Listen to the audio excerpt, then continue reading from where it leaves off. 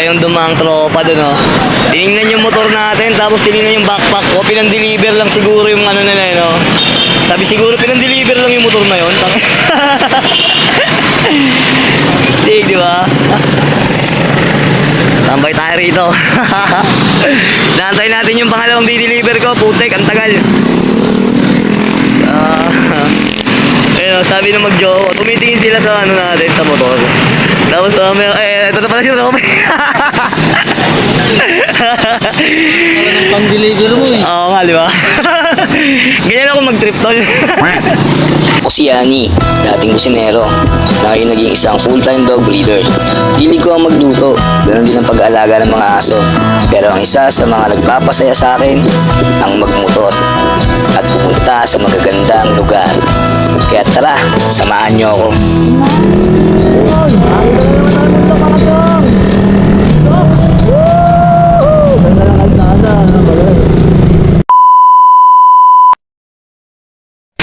Pasyal muna tayo mga chong.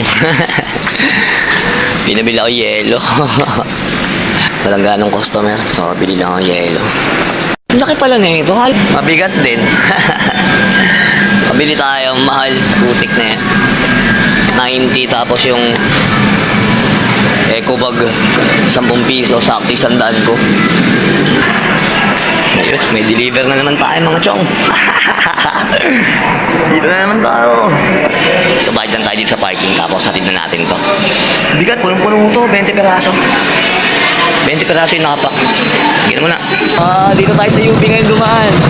Kasi yung dinilibiran natin sa ano lang, sa St. Peter, Tandang Sora. Dadalawang balik ako. Dami nang binili nila, daming in-order. Siguro ito yung sa may ano, sa may naglalamay. St. Peter. Yan, pabalik na tayo. So, kita niya mga kabaong doon na yun, no? Yung patong-patong, oh. Diba? Arbor na kayo isa dyan, no? Hati-hati na kayo. Mag-unahan kayo. So, yung dumang tropa doon, no? Tinignan yung motor natin, tapos tinignan yung backpack ko. Pinang-deliver lang siguro yung ano nila, no? Sabi siguro pinang-deliver lang yung motor na yun. Stig, di ba? Tambay tayo rito. Naantay natin yung pangalawang di-deliver ko. Putek, ang tagal. Ayun, sabi na mag-jowa. Tumitingin sila sa ano natin, sa motor. Tapos ito na pala si Romy. Wala ng pang-deliver mo eh. Oo nga, di ba? Ganyan ako mag-trip, tol. Tsaka wala kang apakan. Hindi ko makakampas ng chicks. Wala. Hindi naman ako ng chicks eh. Nakaganyan yung pa sa'yo. Muntik tayo mahuli. Putang bicycle lane, men. Muntik tayo madahil sa bicycle lane. Putik na yan. Buti na lang pinayagan tayo. Huli sana tayo. Magkakaroon yun. Kaya ayoko magpahuli kasi abala yan sa trabaho, men. Pumasok na ako sa bicycle lane kasi papasok na ako ng St. Peter. Yun yung ano nangyari. Kaso nga naman, bicycle lane talaga. So, hindi tayo po pwede talaga to. So yun, dito na tayo. Pangalawang deliver natin to mga chong. Ang kulit eh, no? Pan-deliver natin. Putik na yan. Naka-lowered na Raider. Dito na tayo kay sir. Pasok na tayo rito. So yun, bali natanggap na natin. 1. Ito yung 9,000 niya. Pero ang bill lang nila, 8,955. So binigyan niya ang tip. 55. So may sobra to na mga 100 din kasi may 20 pa. So 100 plus yung binigay na tip sa akin. Tapos babalik na tayo ron. Nag-chat si mama, isa pa akong delivery. So goods lang yun kasi hindi naman ganun busy dun sa kusina namin. At least dito nalilibang ako, nakakapasyal pa ako, di ba? So tara, let's go. Uwi na tayo ron. Tapos deliver natin yung last. Yun, so dito na rin tayo sa spot natin. Ang kulit lang eh, no? Binigyan tayo ng tip. Dun sa 9,000 na binigay niya, ang bill niya lang doon, 8,955. So meron tayong 45 pesos doon. Tapos binigyan pa niya ako ng 70 pesos. O di naka 135 tayo. Naka 135 tayo ron. Plus 100 pesos yung ano doon eh, yung ano, yung shipping fee. 200 plus, di ba? Matic, 200 plus.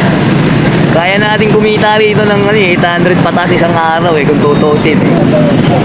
Tapos yung parking ko naman, 40 pesos lang a day yung motor ko. Pero meron naman dun na bawi kasi may mga tip naman tayo tsaka pag-deliver natin, matic, di ba? Okay lang yung parking na 40 kasi safety naman yung motor.